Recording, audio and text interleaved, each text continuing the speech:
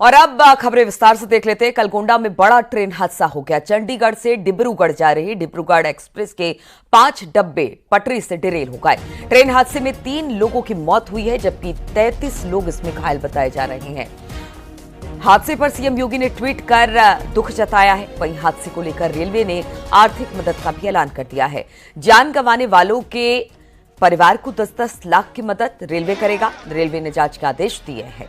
तो कल बड़ा हादसा हुआ, 3 लोगों की मौत हुई, 33 लोग घायल हुए। तस्वीरें भी उस वक्त की हम दिखा रहे हैं जब ये ट्रेन डिरेल हुई, डिब्रूगढ़ एक्सप्रेस। और बताया जा रहा है कि अब पूरी तरह से रेस्क्यू का काम कर लिया गया है। जो लोग इसमें घायल हैं अस्पताल में इस वक्त एडमिट कराए गए हैं। और साथ ही साथ रेलवे ने मुआवजे का भी ऐलान इन लोगों के लिए किया है।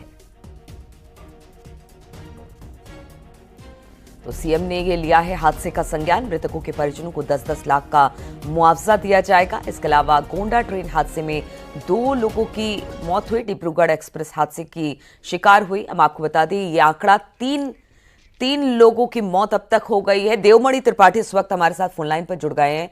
देव, 2 या 3 कितने लोगों की मौत हुई है, कितने लोग घायल हैं, और फिलहाल जो घायल हैं उनकी स्थिति क्या है, और इन लोगों के लिए प्रशासन, सरकार और रेलवे की तरफ से किस तरह की राहत? देखिए, ये 15/9/4 जो चंडीगढ़ डिब्रूगढ़ रेल हादसे का शिकार हुई थी कल 3 बजे के आसपास, उसमें अब तक 3 लोगों की मौत हुई है। देर शाम तक 2 लोगों की, और जिलाधिकारी नेहा शर्मा के मुताबिक देर रात 12 बजे के आसपास इन्होंने 3 कैजुअलिटीज जो है डिक्लेयर की थी। 3 मौतों के अलावा 33 लोग घायल हैं, और लगातार जो यहाँ पे ट्रैक है उसको खाली करने का काम किया जा रहा है। जो घायल हैं उनको स्थानीय CHC, PHC, जिला अस्पताल, और ये बताया जा रहा था कि 2 लोग जो मेजर इंजर्ड थे उनको मेडिकल कॉलेज लखनऊ के लिए रेफर कर दिया गया था। वहीं रेल अधिकारियों की बात करें, रेल महकमे की बात करें, तो जो एक्सग्रेसिया के तौर पर, इनको मुआवजे के तौर पर जो मृतक हैं उनको 10-10 लाख रुपए, और जो ज्यादा घायल हैं उनको 2.5 लाख रुपए, और जो मामूली रूप से चोटिल हैं जिनको CHC, PHCs में इलाज कराया जा रहा है उनको 50,000 रुपए मुआवजे की बात की जा रही है। वहीं सुबह की जो स्थिति है वो ये है कि जो डीजल लाइन है, अप लाइन, उसको बहाल कर दिया गया है। चूंकि जब रेल हादसा हुआ ऐसे में 2 ट्रेनों को निरस्त करना पड़ा था, और 11 ट्रेनें डाइवर्ट की गई थी जो बाराबंकी और अयोध्या के रास्ते उनको गुजारा जा रहा था। तो अभी जो डीजल लाइन है वो अप लाइन बहाल कर दी गई है, और जो डाउन लाइन है जिसपे ये बोगी जो डीरेल हुई थी उसको ठीक करने का काम किया जा रहा है। और रेल महकमे के जो अधिकारी हैं, यहाँ पे इंजीनियर्स मौके पे हैं, उनका कहना है कि जल्दी इसको भी बहाल कर लिया जाएगा। लेकिन स्थितियां तब सामान्य होगी जब अप लाइन का जो इलेक्ट्रिक लाइन है, चूंकि जो ये गोंडा गोरखपुर तो क्या कुछ ट्रेनों को देवमणि डाइवर्ट भी, रूट भी उनके डाइवर्ट किए गए हैं? क्योंकि अभी जो एक लाइन है उस पर जो ट्रेन बोगी के डब्बे हैं उनको अभी हटाया नहीं जा सका है, तो कुछ ट्रेनों के रूट को भी डाइवर्ट किया गया है। और दूसरा ये कि किस तरह से ये हादसा हुआ, क्योंकि इसके पीछे कहा यह जा रहा है कि कुछ ब्लास्ट हुआ, उसके बाद ये जो ट्रेन की जो पटरी जो बोगियां थी वो डिरेल हो गई। तो इसको लेकर किस तरह की जांच आगे बढ़ रही है? देखिए, जो लोको पायलट ने जो उच्चाधिकारियों को जो सूचना दी थी उसमें ये बताया गया था कि एक तेज आवाज हुई है, और दोनों जो बोगियां हैं दोनों तरफ से कंपन हुआ है। उस कंपन के बाद एक बोगी, इसकी AC की एक कोच डिरेल हुई है। उसके बाद एक कर 19 जो कोच है वो डिरेल हुई है। चूंकि इस जो ट्रेन में 22 बोगियां लगी हुई थी, उसमें से 19 लगभग यूं कह लें कि इंजन और पीछे की 3 बोगियों को छोड़ के लगभग सारी जो कोचेस थे वो डिरेल हो गई हैं। तो लेकिन देर रात जो उत्तर प्रदेश के DGP हैं प्रशांत कुमार, उन्होंने ये क्लियर कर दिया था कि किसी तरह का कोई धमाका नहीं हुआ है। चूंकि इस तरह से देखा जा रहा था इस घटना को कि अगर तेज धमाका हुआ है, पटरी डिरेल हुई है, तो कहीं ना कहीं कोई साजिश तो नहीं है, कोई इस तरह की घटना को अंजाम देने की बात तो नहीं है कि सुनसान इलाके में किसी ऐसी साजिश को अंजाम देने की बात की गई हो। लेकिन DGP ने इसको सिरे से खारिज किया है, किसी धमाके की बात नहीं की है। कोच जो लोको पायलट है उसने उच्चाधिकारियों को जो सूचना दी है उसके आधार पर जो मौके पर यहाँ पर महाप्रबंधक NER पहुंची थी, सौम्या माथुर, उन्होंने ये कहा था कि उच्चाधिकारियों जो एक समिति बनाई गई है, कमेटी बना के, और एक उच्च स्तरीय जांच के निर्देश दिए गए हैं कि जो डिरेलमेंट है उसका कारण क्या है। हालांकि एक चीज जरूर वहां पर है कि कॉशन लिया गया था, डॉक उनका काम चल रहा था, वहां पर पटरियों पे जो काम चल रहा था। बिल्कुल, तो ये जांच का विषय है। हालांकि जो पुलिस के बड़े अधिकारी, उनका कहना है कि किसी तरह का कोई धमाका या फिर सबोटाज करने की कोशिश यहां नहीं की गई थी, लेकिन फिर भी इस पूरे मामले पर जांच जारी है। बहुत बहुत शुक्रिया आपका देवमणि हमारे साथ जुड़ने के लिए।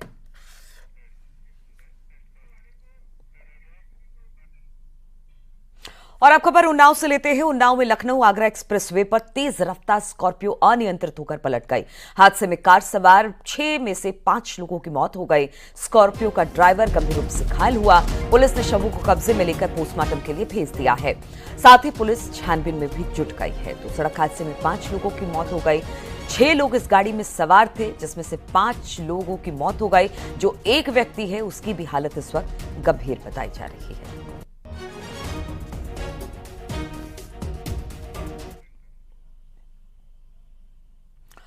और पौधारोपण को लेकर सीएम योगी ने बैठक की है। बैठकों को संबोधित करते हुए सीएम योगी ने कहा कि वृक्षारोपण को जन आंदोलन बनाए, जन सहभागिता से पर्यावरण संरक्षण का संकल्प पूरा होगा। सीएम योगी ने कहा कि 7 साल में 168 करोड़ से ज्यादा पौधे लगाए गए हैं। 75-80% पौधे अब भी सुरक्षित हैं और हम लगातार यही कोशिश कर रहे हैं कि ये पौधे इसी तरह से सुरक्षित रहें और आगे भी इसी तरह से पौधे लगाए जाने चाहिए।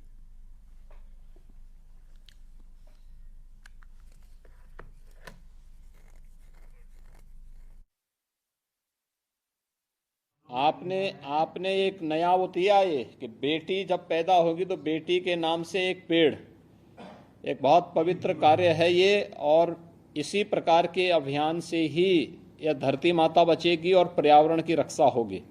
त्रिपाठी जी, आपको और आपकी पूरी ग्राम पंचायत को बहुत बहुत धन्यवाद। और आप जैसे अच्छे जनप्रतिनिधियों का मैं अभिनंदन भी करता हूं जो शासन के इस पवित्र अभियान के साथ जुड़े हुए हैं। पर जुलाई एक बार फिर से उत्तर प्रदेश एक नए इतिहास की रचना के लिए आगे बढ़ेगा।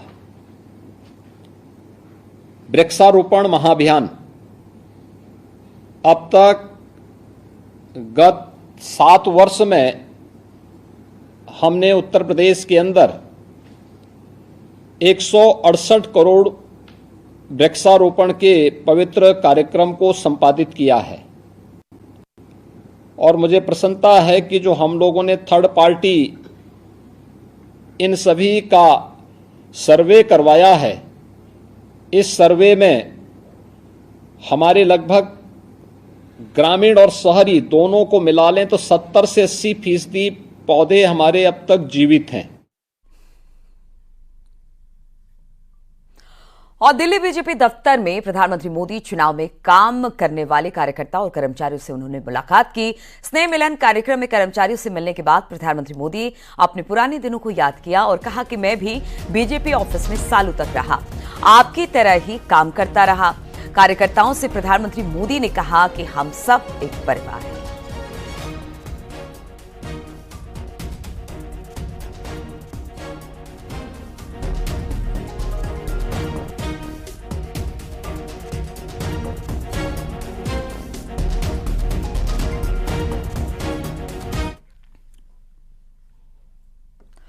और उत्तर प्रदेश में धार्मिक त्योहार और धार्मिक यात्रा को लेकर नए नियम बनाने के बाद से सियासत तेज हो गई है। अब कावड़ यात्रा को लेकर आए नए आदेश से सियासी वार पलटवार अपने चरम पर है।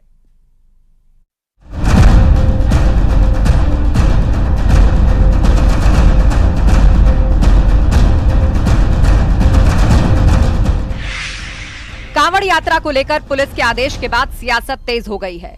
दुकान पर दुकानदार का नाम लिखने के आदेश के बाद अखिलेश यादव ने सोशल मीडिया के जरिए पुलिस के आदेश पर सवाल उठाए। उन्होंने लिखा, जिसका नाम गुड्डू, मुन्ना, छोटू या फत्ते है, उसके नाम से क्या पता चलेगा? कोर्ट इस पर खुद संज्ञान ले। इसके पीछे शासन प्रशासन की मंशा की जांच हो। जांच के बाद उचित दंडात्मक कार्रवाई करे। ऐसे आदेश सामाजिक अपराध हैं, सौहार्द शांतिपूर्ण वातावरण बिगाड़ना चाहते हैं। अखिलेश यादव से पहले एआईएमआईएम चीफ असदुद्दीन ओवैसी ने भी सोशल मीडिया के जरिए यूपी पुलिस के आदेश पर निशाना साधा। ओवैसी ने यूपी पुलिस के फैसले का कड़ा विरोध किया है। ओवैसी ने इस फैसले को हिटलर शाही से जोड़ा है। हालांकि पुलिस के आदेश के बाद लोगों ने दुकान के बाहर नाम वाले होर्डिंग लगाने शुरू कर दिए हैं।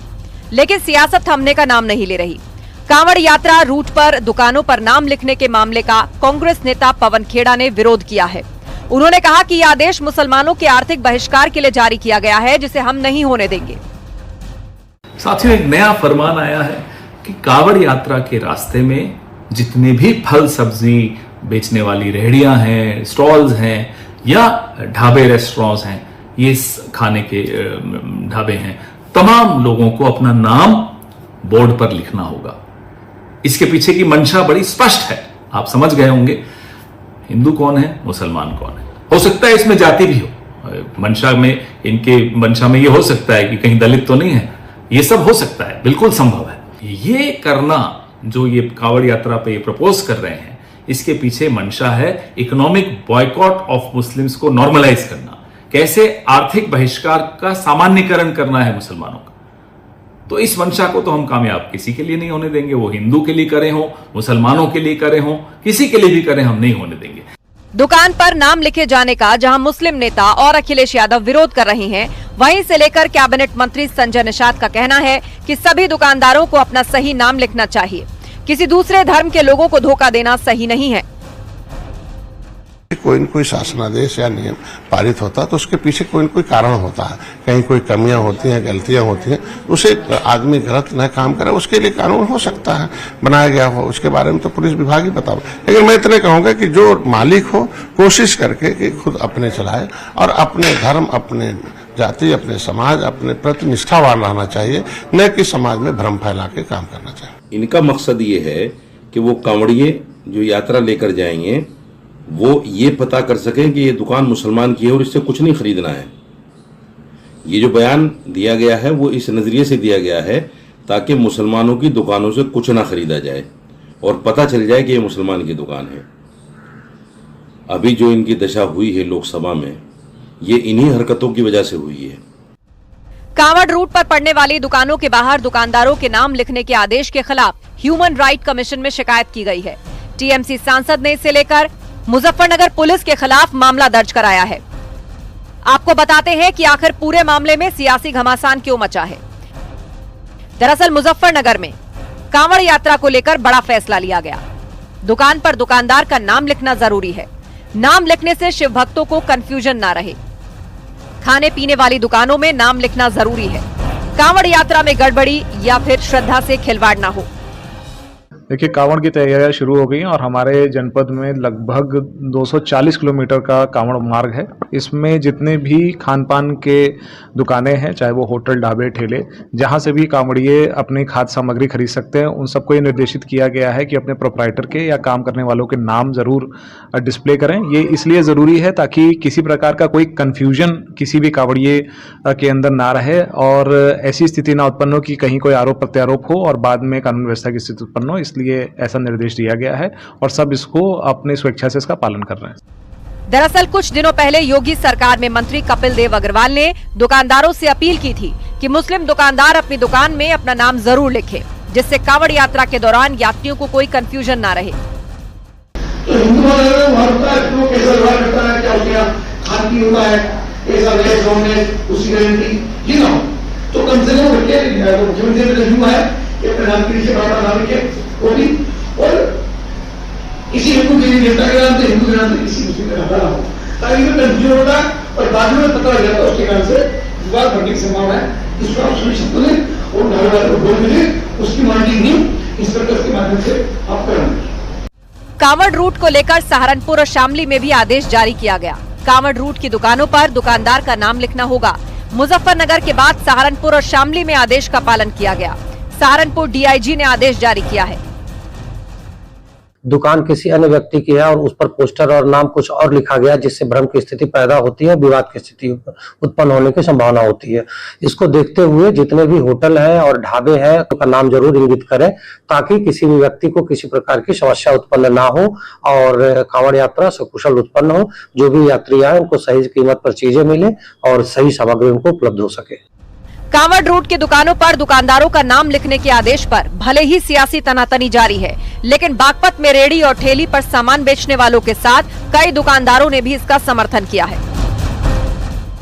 ये मुजफ्फरनगर पुलिस बिल्कुल सही कह रही, क्योंकि दुकानदार अपना नाम लिखेगा तो कावड़िया वहाँ भोजन करेगा, खाना खाओगा, शिकंजी पीएगा, उसे जो भी खाना पीना है उसके हिसाब से मिल पाओगा। तो आज तक किसी को ठेस नहीं पहुंचानी चाहिए।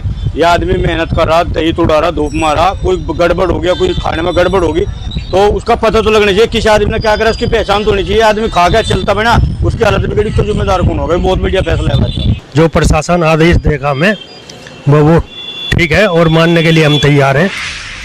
कांवड़ यात्रा को लेकर पुलिस प्रशासन का फैसला है ताकि कांवड़ लाने वालों को कोई कंफ्यूजन ना हो, कांवड़ यात्रा में कोई गड़बड़ी या किसी की आस्था के साथ खिलवाड़ न हो सके, इसके लिए प्रशासन ने फैसला लिया। हालांकि स्थानीय लोग भले ही इसके समर्थन में हैं, लेकिन इस पर सियासत जोरदार हो रही है। न्यूज़ 18 के लिए ब्यूरो रिपोर्ट।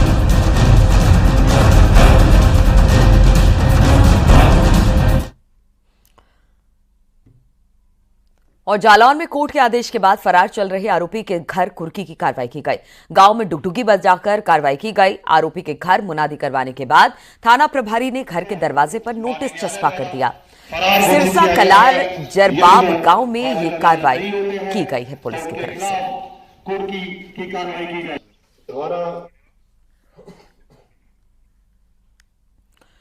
और गाजियाबाद पुलिस और बदमाशों के बीच मुठभेड़ हुई है। बदमाश ने पुलिस पर फायरिंग की। पुलिस की जवाबी कार्रवाई में बदमाश शादाब को गोली लगी है। थाना इंद्रापुरम क्षेत्र में ये मुठभेड़ बताई जा रही है। तो पुलिस और बदमाशों के बीच मुठभेड़ हुई जिसमें शादाब नाम के बदमाश को गोली लगी है। ये जो मुठभेड़ हुई है वो इंद्रापुरम थाना क्षेत्र में हुई है।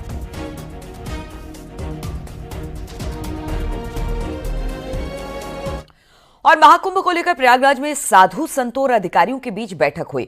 अधिकारियों ने अखिल भारतीय अखाड़ा परिषद को महाकुंभ मेले की तैयारी की जानकारी दी। अधिकारियों ने बैठक में संतों से आयोजनों को लेकर और बेहतर बनाने के सुझाव भी मांगे हैं। तो अधिकारी जो मेला क्षेत्र में काम कर रहे हैं और साधु संत से बातचीत हुई है इनकी। तमाम साधु संत उपस्थित थे। अपने काम की जानकारी साधु संतों को दी गई। साथ ही अधिकारियों की तरफ से पूछा गया कि अगर इसमें कुछ बदलाव करना है या इसमें कुछ बेहतर करना है तो आप भी अपने अपने सुझाव हमें जरूर दें। प्रयागराज की धरती पर आयोजित होने वाले महाकुंभ को लेकर आज मेला प्राधिकरण और अखिल भारतीय अखाड़ा परिषद के साधु संतों के साथ अहम बैठक कमिश्नर के गादी सभागार में हुई। इस बैठक में साधु संतों ने जहां अपनी प्रमुख मांगों को रखा, उन्होंने जमीन और सुविधाएं दिए जाने की मांग की। वहीं उन्होंने ये भी कहा कि पार्किंग स्थल ज़्यादा दूर तक न बनाए जाएं ताकि श्रद्धालुओं और साधु संतों को आने में कोई दिक्कत और परेशानी न हो। इसके साथ ही साथ मेले में सुरक्षा का भी मुद्दा उठा। साधु संतों ने यहाँ पर यह कहा कि तमाम जो फर्जी बाबा या संत हैं इनके बारे में प्रशासन को जानकारी है और प्रशासन को खुद इस मामले में संज्ञान लेना चाहिए। मेला प्रशासन ने पूरे मेले को ग्रीन और स्वच्छ बनाने के लिए पॉलीथीन मुक्त बनाने का संकल्प लिया और साधु संतों से भी इसमें सहयोग की अपील की है। इसके साथ ही साथ सुरक्षा को लेकर भी कई अहम कदम बताए गए हैं। AI का उपयोग किए जाने और इसके साथ ही साथ इसमें अन्य तकनीकों और सुरक्षा से लैस किए जाने की बात कही गई है। अधिकारियों ने ये आश्वासन दिया है साधु संतों को कि सभी तैयारियां समय पर मुकम्मल कर ली जाएंगी और उनके जो सुझाव हैं उनको भी अमली जामा पहनाया जाएगा। सर्वेश दुबे, न्यूज़ 18 प्रयागराज।